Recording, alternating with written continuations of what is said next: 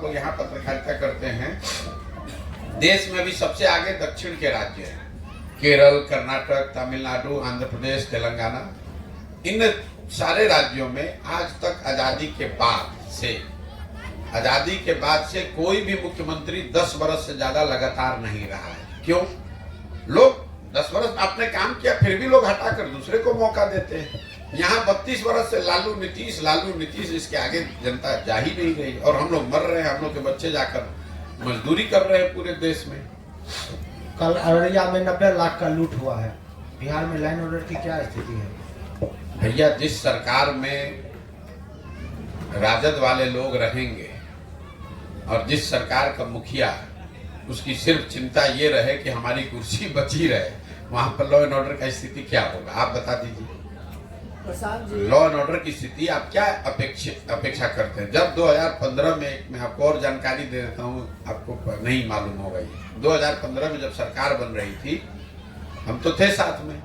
कौन लोग मंत्री बनेंगे ये भी तय करने में भूमिका मेरी रही होगी। 4 ऐसे मंत्रियों, विधायकों के नाम राजद की ओर से दिए गए थे जो लोग, उनकी छवि आपराधिक थी या जिनकी छवि के बारे में लोगों को था कि भी ये अच्छे लोग नहीं है। उन चारों लोगों को नीतीश कुमार ने उस समय मंत्री बनाने से मना कर दिया था कि ये लोग मंत्री नहीं बनेंगे। अगर मंत्री बनेंगे तो फिर सरकार कैसे चलेगा? मैं नाम नहीं लूंगा, लेकिन वो चारों लोग आज इस सरकार में मंत्री हैं। आप बता रहे थे ना नीतीश कुमार में क्या फर्क आया है? ये फर्क आया है 2015 में उन्हीं 4 राजद के विधायकों को लालू जी के दबाव के बावजूद मंत्री नहीं बनाया गया था। उसी 4 को आज उन्होंने मंत्री बना दिया है अपनी कुर्सी बचाने के लिए कि हम कुर्सी बैठे रहे, जिसको जो करना है करो। इसीलिए लॉ एंड ऑर्डर, जब उस तरह के आपराधिक छवि के लोग सरकार का हिस्सा होंगे, मंत्री रहेंगे, तो वहां राम नाम तो जपेंगे नहीं। जब अपराधी मंत्री रहेगा तो लॉ एंड ऑर्डर तो खराब होगा ही होगा। चर्चा चल रही है, तरह तरह के कयास लग रहे हैं कि अब उधर भी जा सकते हैं। आपको क्या लगता है? मुझे कुछ नहीं लगता है। मुझे इतना लगता है कि नीतीश कुमार जी राजनीति के अब उस पड़ाव पर आ गए हैं जब वो कुछ भी करें, अब वो स्थिति उनकी सुधरने वाली नहीं है। वो चाहे इंडिया अलायंस में रहें, भाजपा के साथ चले जाएंगे ही। नीतीश कुमार की जो फितरत है, जब आपकी अपनी ताकत नहीं है तो जब जिधर हवा होता है उधर जाने का प्रयास करते हैं। फिर लगता है इधर से हवा गड़बड़ाया तो इधर, क्योंकि सारे जो निर्णय हैं वो सिर्फ 2 बात पर है, मेरी कुर्सी कैसे बची रहे और हवा का रुख देखने का प्रयास है। तो 2015 में महागठबंधन जीते, 17 में क्यों भागे? 17 में इसलिए भागे कि यूपी में भाजपा जीत कर आई, तो इनको लगा कि बाप रे बाप, तो भाजपा का ही दौर चल रहा है, तो चलो भाजपा में चल लो, इसलिए 17 में भाजपा में भागे। फिर भाजपा में जीत कर आए तो इनकी स्थिति खराब हो गई। इनका गठबंधन तो जीता, लेकिन इनकी सीट घट के 42 हो गई। अब इनको लग रहा है कि भाई 42 हो गया है तो अभी तो लोकसभा में भाजपा कहीं जीतेगी तो हमको हटा देगा, तो भाजपा हटाए, उससे पहले खुद ही हट के फिर महागठबंधन में चले आए। उनको कोई लालू जी से और भाजपा से प्रेम नहीं है, उनको अपने कुर्सी से प्रेम है। लोग ऑफर भी तो दे रहे हैं लगातार। कोई ऑफर नहीं दे रहा है भाई। देखिए, इसको आप लोग को, कई लोग कहता है कि नीतीश कुमार इतने होशियार है, इतने कि वो हर किसी न किसी तरह मुख्यमंत्री बने रहते हैं। ठीक है, ये अगर इसको आप होशियार होना, देखिए समझदार होना और चतुर होना दोनों में अंतर है। आप ठग भी जो है वो भी बहुत चतुर है, तभी तो लोगों को ठग रहा है, लेकिन वो अच्छी बात नहीं है। और ऐसा नहीं कि जनता समझ नहीं गई है। यही नीतीश कुमार हैं जिनके चेहरे पर 2010 में 206 सीट एनडीए को मिला था, तब मोदी जी नहीं थे। नीतीश कुमार के चेहरे पर बिहार के सब वर्गों ने वोट किया था, 206 एमएलए जिताया था। लालू जी की तो पार्टी खत्म हो गई थी, 22 गो एमएलए बचे थे। आज वही नीतीश कुमार है, उनको जनता ने उतार कर 40, 41, 42 पर कर दिया है। आप कैसे समझते हैं कि जनता समझ नहीं रही है? अगर नीतीश कुमार के काम में गिरावट आई है तो उनके विधायकों की और उनकी राजनीतिक ताकत में भी गिरावट आई है, वो आप देख रहे हैं।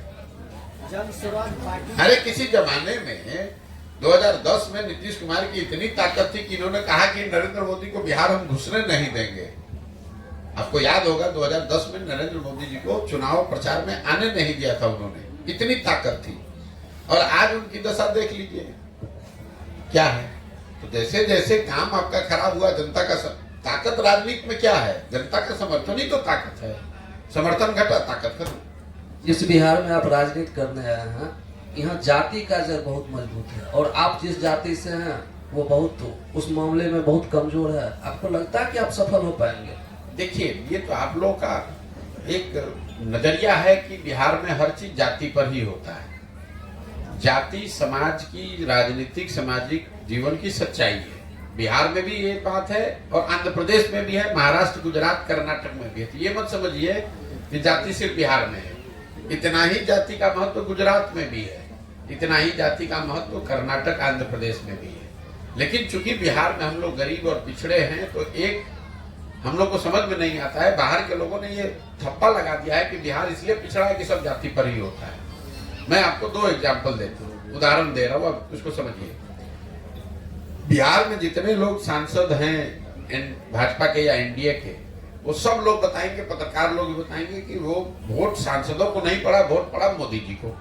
ठीक है, तो मोदी जी के नाम पर हजारों लाखों लोग वोट बिहार में दे रहे हैं भाजपा को, एनडीए गठबंधन को। आप जरा मुझे ये बता दीजिए सोच के कि मोदी जी के जाति के कितने लोग बिहार में रहते हैं? मोदी जी के जाति का तो बिहार में कोई नहीं रहता है। तो मोदी जी को वोट कौन दे रहा है? आप ही दोनों बात कह रहे हैं कि हर आदमी जाति पर दे रहा है। और अगर हर आदमी जाति पर दे रहा है तो मोदी जी को तो 0 वोट मिलना चाहिए था। उनके जाति का यहाँ कोई नहीं रहता है। तो आप कहिए कि ना वो तो धर्म के नाम पर दे रहा है। अरे भाई, जाति पर नहीं दे रहा है ना। मैं आपको दूसरा उदाहरण दे देता हूँ। यहाँ करीब 18% मुसलमान रहते हैं। वो सारे लोग, ज्यादातर मुसलमान वोट देते हैं लालू जी को, लालटेन को। वो तो लालू जी की जाति के नहीं है।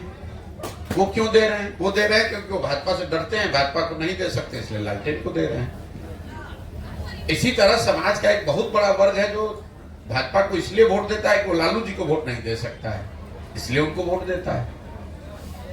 तो 50% तो हमने आपको सामने गिना दिया जिसका जाति से कोई लेना देना नहीं। सिर्फ जाति के आधार पर वोट नहीं होता है, जाति भी एक आधार है। जाति के आधार पर वोट है, धर्म के आधार पर वोट है, लालू जी के डर से भाजपा को वोट है, भाजपा के डर से लालू को वोट है। मूलतः ये 4 बिंदु हैं। इसके अलावा भी और स्थानीय मुद्दे हैं। लोगों, अगर ये मुद्दा नहीं होता तो लोग लोकसभा में और विधानसभा में अलग अलग वोट कैसे कर देते? जातियों की संख्या तो बराबर ही है भाई। लोकसभा में वही जाति समूह दूसरे तरीके से वोट करता है, विधानसभा में दूसरे तरीके से वोट करता है, क्योंकि मुखिया का चुनाव होता है तो अलग तरीके से वोट करता है। और जाति पर अगर वोट सब पड़ रहा है, आप ऐसा भी मान लीजिए, तो आप जरा देख लीजिए कि पिछली बार 90% वार्ड सदस्य चुनाव हारे हैं, 80% मुखिया चुनाव हारा है। तो क्या उनके जातियों के लोग उनका गांव पंचायत छोड़कर चले गए? क्यों? आप ये बताइए कि मुखिया और वार्ड सदस्य क्यों चुनाव हारता है, विधायक क्यों रिपीट हो रहे हैं? इसलिए कि विधायक के मामले में लोगों के पास विकल्प नहीं है। नहीं तो देखिए ना, आप अपने यहाँ अध्ययन करा के देख लीजिए कि आपके मटिहानी में कितना मुखिया दोबारा जीत कर आए होंगे। ज्यादातर लोग मुखिया चुनाव हारे हैं क्योंकि वहां लोगों के पास विकल्प है, नया आदमी को जिता दिया। विधानसभा के स्तर पे, लोकसभा के स्तर के पर लोगों के पास विकल्प ही नहीं है। तो आप ये तो सामने दिख रहा है कि लोग विकल्प चाहते हैं, इन दोनों से बाहर निकलना चाहते हैं, लेकिन वो विकल्प दिखेगा तभी तो जाएगा कहीं। मुखिया जी लोग पिछले दिनों फायर हो गए थे, कह रहे थे कि चोर कर दिया। कोई मुखिया जी फायर नहीं है, सारे मुखिया जी हमारे साथ चल रहे हैं। और जो जिला अध्यक्ष है मुखिया जी के, उनका भी आपने देखा होगा 2 दिन पहले आकर फोटो खिंचा कर गए हमारे साथ। और हम तो बयान भी दिए नहीं, हमारे खिलाफ बयान नहीं दिए, ना हम मुखिया के खिलाफ बयान दे रहे हैं। हम लोगों को ये बता रहे हैं कि जड़ को देखिए। हम लोग जब गांव में जाते हैं, लोग बताते हैं कि भैया मुखिया जी बड़ा चोरी कर रहे हैं। ठीक है, मैं लोगों को ये बता रहा हूं कि मुखिया को चोर कहने का कोई फायदा नहीं है, क्योंकि मुखिया का जब चुनाव हुआ तो 500 रुपया लेकर वोट तो आप ही ने दिया। तो अगर आप 500 रुपया लेकर मुर्गा भात खाकर वोट दीजिएगा तो जो मुखिया चुनकर आएगा, जो विधायक चुनकर आएगा, वो स्वाभाविक तौर पर चोरी करेगा। अब मुखिया को चोर कहाँ बता रहे हैं? हम आप जो गलती कर रहे हैं उसके बारे में बात कर रहे हैं कि हम अगर 500 रुपया लेकर वोट देंगे तो हमारा प्रतिनिधि ईमानदार कैसे होगा, ये बात बता रहे हैं। ममता बनर्जी ने ऐलान कर दिया है कि वो अकेले चुनाव लड़ेंगे। तो लड़े तो हम उसमें क्या कर सकते? इंडी गठबंधन का क्या मतलब रह गया? अरे भाई, हम तो पिछले 6-8 महीने से कह रहे हैं कि उस जिसको आप लोग इंडी गठबंधन, इंडिया गठबंधन जो भी कहते हैं, उस गठबंधन में जितने लोग बैठते हैं, जिसको आप लोग बड़ा नेता जानते हैं, ममता बनर्जी, अरविंद केजरीवाल, स्टालिन, उद्धव ठाकरे, जितने मुख्यमंत्री उसमें बैठते हैं, उन सब के मुख्यमंत्री बनने के अभियान को हमने चलाया है, हमने उनकी मदद की है, जीतने में कंधा लगाया है। इसके बावजूद हम हमेशा से कह रहे हैं कि उसमें कुछ नहीं होने वाला है। वो सब अलग अलग अपना अपना क्षेत्र बचाने में लोग लगे हुए, कोई उसमें एकरूपता नहीं है, कोई नैरेटिव नहीं है, कोई उसमें एक दूसरे की मदद का प्रावधान नहीं है, कुछ नहीं होने वाला।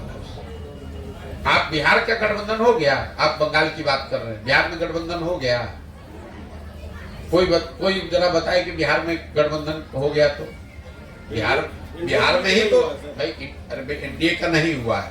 एनडीए में तो एक ही दल, एक ही नेता की बात है, एनडीए में रह क्या गया। अब आप जरा बताइए ना, जो भी है सब चीज एक ही आदमी नरेंद्र मोदी, उन्हीं के नाम पर चुनाव है, उन्हीं जो कह दिया वही तय हो जाएगा। लेकिन उनके सामने जिस इंडिया गठबंधन की परिकल्पना की गई, जिसकी पहली बैठक बिहार पटना में हुई, तो सबसे पहले तो बिहार का सीट बंटवारा घोषित होना चाहिए। आज तक बिहार का हुआ घोषित? आप बंगाल की बात कर रहे हैं, तमिलनाडु की बात कर रहे हैं, जहां से उसकी बीज पड़ी, जहां से लोगों ने कहा कि भाई नीतीश कुमार इसके संयोजक होंगे, इन्हीं के प्रयास से हुआ, वही नीतीश कुमार आज तक इंडिया गठबंधन में क्या बिहार में क्या होगा ये नहीं बता पाए, और उल्टे आप लोग 10 दिन से चला रहे कि नीतीश कुमार छोड़कर भाग रहे हैं, इंडिया छोड़कर पता नहीं कहाँ भागेंगे कि रहेंगे, कोई ठिकाना नहीं। ठीक है भैया, बहुत बहुत धन्यवाद।